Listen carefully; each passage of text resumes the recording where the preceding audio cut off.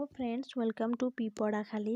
আজি মই চিকিটেটৰ হিন্দী লেংগুৱেজৰ পেডাগজিৰ কিছুমান কুৱেশ্যন চেম্পল লৈ আহিছোঁ। চ' দেৰি নকৰাকৈ ষ্টাৰ্ট কৰোঁ। ফ্ৰেণ্ডছ, লাষ্ট ভিডিঅ'টোত তোমালোকৰ কাৰণে প্ৰশ্ন এটা নিজে কৰিবলৈ এৰি থৈ দিছোঁ। সেই প্ৰশ্নটোলৈ এতিয়া আগবাঢ়ো।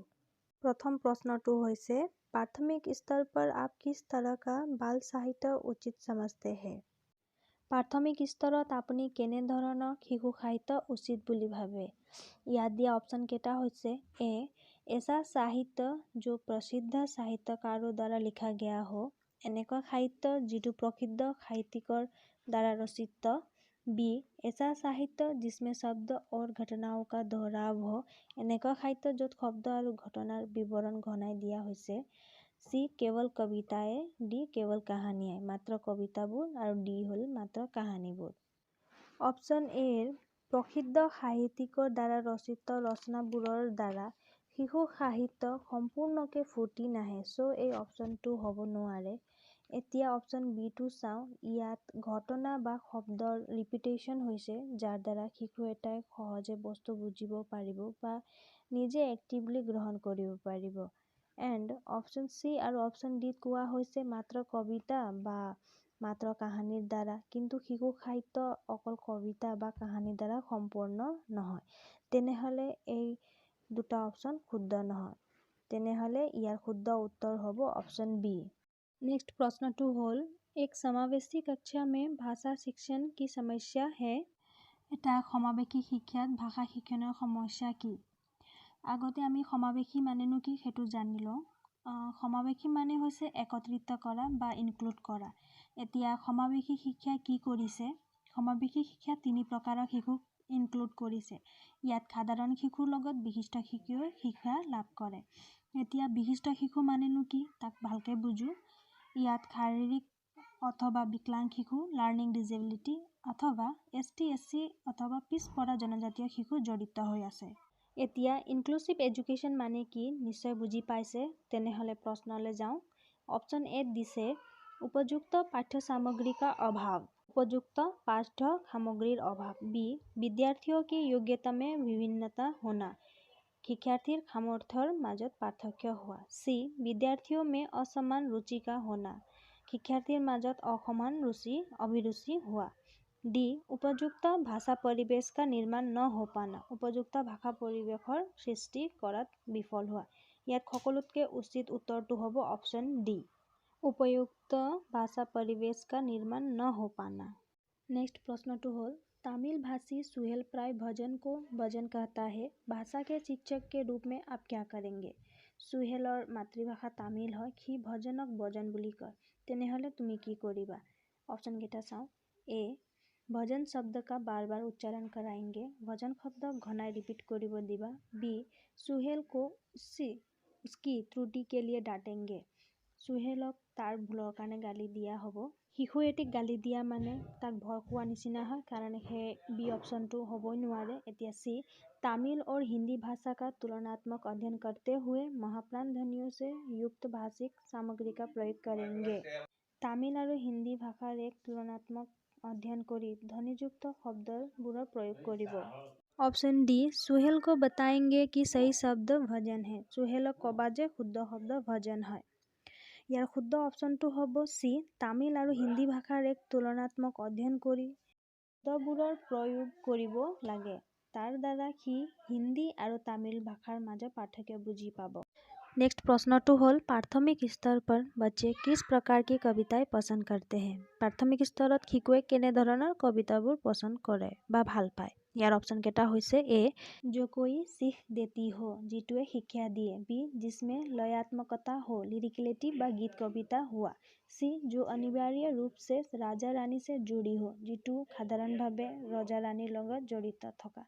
ডি जो तुकांत न हो, যিটো ৰাইম নহয় বা ছন্দযুক্ত কবিতা নহয়। ইয়াৰ শুদ্ধ উত্তৰটো হ'ব বি जिसमें लयात्मकता हो, কাৰণ ল'ৰা ছোৱালীক গীত গাই সুৰ লগাই শিকালে বেছি পচন্দ কৰে আৰু সোনকালে শিকে। নেক্সট প্ৰশ্নটো হ'ল, राधिका अक्सर लड़का को लका, कमाई होने लगी को कमाई होगी, लिखना जैसी गलतियां कर बैठती है। यह इस ओर संकेत करता है कि राधिका लड़का को लका বা कमाई होने लगी को कमाई होगी এনেধৰণৰ লিখাত ভুল কৰে।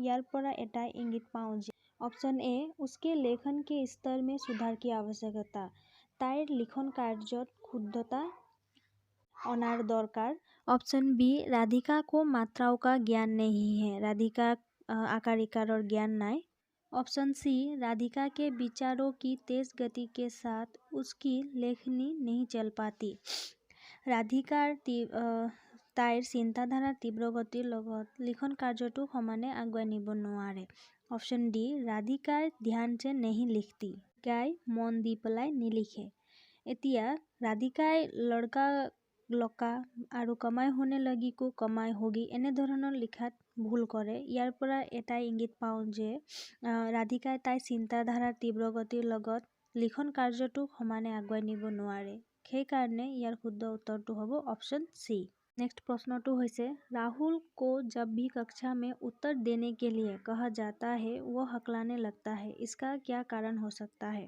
राहुलक যেতিয়া শ্ৰেণীত প্ৰশ্ন সোধে তেতিয়া সি সঠিকভাৱে উত্তৰ দিব নোৱাৰে বা ৰখি ৰখি কয় ইয়াৰ অপচন কেইটা হৈছে राहुल को सही उत्तर नहीं पता होता राहुलक शुद्ध उत्तर नाजाने राहुले बी राहुल की आदत है माने एटू राहुलर अभ्यास है सी राहुल बड़े समूह के सामने अपनी बात करने में मनोवैज्ञानिक दबाव महसूस करता है राहुले মানুহৰ আগত বা য'ত মানুহৰ ঘনত্ব বেছি তাত কথা ক'বলৈ অকণ ভয় কৰে বা অকমান আফসোস কৰে ऑप्शन डी राहुल जानबूझकर ऐसा करता है ताकि उसे जवाब देना ना पड़े राहुले जानी बुझी এনেকুৱা কৰে যাতে সি এনসাৰটো দিব নালাগে এতিয়া শ্ৰেণীত যেতিয়া ৰাহুলক প্ৰশ্ন সোধে তেতিয়া সি সঠিকভাৱে উত্তৰ দিব নোৱাৰে এইটো এক প্ৰকাৰৰ মনোবৈজ্ঞানিক কাৰণ হয় সেই কাৰণে ইয়াৰ শুদ্ধ উত্তৰটো হ'ব অপশ্যন সি এইটোৰ ওপৰত যেতিয়া শিশু এটিয়ে ক'ব নোৱাৰে লিখিব নোৱাৰে পঢ়িব নোৱাৰে সেইটো ডিছফেজিয়া বা ডিসক্যালকুলিয়া এইবিলাক কোৱা হয় ইয়াৰ ওপৰত মই নেক্সট এটা ভিডিঅ' দি আছোঁ তোমালোকে চাবা नेक्स्ट प्रश्नটো হ'ল ग्रहणात्मक कौशल में शामिल है ग्रहण কৰা কৌশলত পৰে ए बोलना लिखना बी सुनना पढ़ना सी पढ़ना लिखना डी सुनना बोलना ইয়াৰ শুদ্ধ উত্তৰটো হ'ব অপশ্যন বি কিয় শুনি থকা মানে হৈছে আমি কিবা এটা গ্ৰহণ কৰি আছো ঠিক তেনেদৰে পঢ়ি থকাও এটা গ্ৰহণ কৰা কাৰ্য সেইকাৰণে গ্ৰহণাত্মক কৌশলত পৰিব অপশ্যন বি सुनना पढ़ना प्रश्नটো হৈছে इनमें से प्राथमिक स्तर पर भाषा शिक्षण का कौन सा उद्देश्य अनिवार्य नहीं है ইয়াত আমি প্ৰাথমিক স্তৰত ভাষা শিক্ষণৰ কোনটো উদ্দেশ্য বাধ্যতামূলক নহয় তাক বাছিব ওলাব লাগিব মানে নেগেটিভ এনসাৰটো উলিয়াব লাগিব এতিয়া অপচন কেইটা হ'ল ए विभिन्न संदर्भों और स्थितियों में अपनी बात व्यक्त करने की कुशलता का विकास বিভিন্ন সন্দৰ্ভত বা স্থিতিত নিজৰ কথা কোৱা কৌশলৰ বিকাশ ऑप्शन बी भाषा के अलंकारिक प्रयोग की क्षमता का विकास भाषा বা শব্দ বা অৰ্থৰ অলংকাৰ বিশিষ্ট ক্ষমতাৰ বিকাশ ऑप्शन सी मानवीय मूल्यों का विकास ह्यूमन वैल्यूर विकास ऑप्शन डी विभिन्न संदर्भों में प्रयुक्त शब्दों के सही अर्थ ग्रहण करना विभिन्न सन्दर्भत प्रसंगत ব্যৱহাৰ হোৱা শব্দৰ শুদ্ধ উত্তৰ গ্ৰহণ কৰা প্ৰাথমিক স্তৰত ভাষা অলংকাৰ ব্যৱহাৰৰ বিকাশ কৰা বা ব্যাকৰণৰ ওপৰত অধিক গুৰুত্ব দিয়া নহয় সো ইয়াৰ करेक्ट आंसर হ'ব ऑप्शन बी भाषा की कक्षा में कौन सी शिक्षण युक्ति कम प्रभावी है भाषार श्रेणीत कोनটো शिक्षण युक्ति कम प्रभावशाली है ऑप्शन ए दूसरों की हस्तलिखित सामग्री पत्र आदि पढ़वाना बेलेगर द्वारा लिखित सामग्री चिठी आदि पढ़िब दिया बी उचित गति एवं प्रभाव के साथ पढ़ने में बल देना जोर के पढ़िबोले जोर दिया सी शुद्ध उच्चारण पर अधिक बल देना शुद्ध उच्चारण करी पढ़िबोले जोर दिया ऑप्शन डी बच्चों की रुचि के अनुसार परिचित विषय या प्रसंग पर चर्चा शिशुर रुचि पसंद अनुसार विषय वस्तुर पर चर्चा ইয়াত দিয়া ऑप्शन बी सी डी ভাষাৰ শ্ৰেণীত প্ৰয়োগ কৰিলে ভাষা শিক্ষণত প্ৰভাৱশালী হিচাপে কাম কৰিব কিন্তু বেলেগৰ দ্বাৰা লিখিত সামগ্ৰী পঢ়িবলৈ দিয়াটো প্ৰভাৱশালী নহয় সো ইয়াৰ करेक्ट आंसर হ'ব ऑप्शन ए नेक्स्ट प्रश्न तो चाओ भाषा अर्जन के संबंध में कौन सा कथन उचित नहीं है भाषा अर्जनर सम्बन्धत कोनটো কথা उचित নহয় ए इसमें समाज सांस्कृतिक विशेषताओं को सहज रूप से आत्मसात किया जाता है ইয়াত সামাজিক সাংস্কৃতিকৰ এক বিশেষ অংগ আত্মীয়কৰণ কৰা হয়। বি भाषा के नियम सीखे जाते हैं, भाषार नियम सीखा जाए। सी परिवेश से प्राप्त भाषिक आंकड़ों के आधार पर सहज रूप से भाषिक नियम बनाए जाते हैं। भाषार नियम परिवेशर द्वारा पुआ भाषार तथ्यर द्वारा सहज रूपत भाषार नियम बनवा है। भाषा अर्जन में भाषिक परिवेश महत्वपूर्ण होता है। भाषा अर्जनत भाषिक परिवेशे बहुत महत्वपूर्ण काम करे বা গুৰুত্বপূৰ্ণ কাম কৰে। ইয়াৰ শুদ্ধ অপশ্যনটো হ'ব অপশ্যন বি ভাষাকে নিয়ম শিখে যাতে হে। কাৰণ ভাষাৰ আমি নিয়ম নিশিকো, ভাষা আমি নিজে আয়ত্ত কৰোঁ, অৰ্জন কৰোঁ। আজিৰ লাষ্ট প্ৰশ্নটো হ'ল बच्चों की पठन कुशलता का विकास करने में सर्वाधिक महत्वपूर्ण है। শিশুৰ পঠন দক্ষতা বিকাশৰ सबतके गुरुत्वपूर्ण কাৰণটো হ'ল ऑप्शन ए पाठ्यपुस्तक में दिए गए अभ्यास, पाठ्यपुथी दिया अनुशीलन। बी भाषिक संरचनाओं का अभ्यास, भाषिक गांथनिर अनुशीलन। सी अर्थ की उपेक्षा, उच्चारणगत शुद्धता पर विशेष ध्यान देना, अर्थर तुलनात उच्चारणत बेसी गुरुत्व दिया। डी विभिन्न संदर्भों से जुड़ी सामग्री, বিভিন্ন পৰিস্থিতি বা পৰিৱেশৰ লগত জড়িত সামগ্ৰী। ইয়াৰ শুদ্ধ উত্তৰটো হ'ব অপশ্যন ডি। কাৰণ শিশু এটিয়ে বিভিন্ন পৰিস্থিতিৰ সামগ্ৰীৰ লগত নিজে জড়িত হৈ শিকে, তেতিয়া সিহঁতৰ পঠন দক্ষতাটো সোনকালে বিকাশ হয়।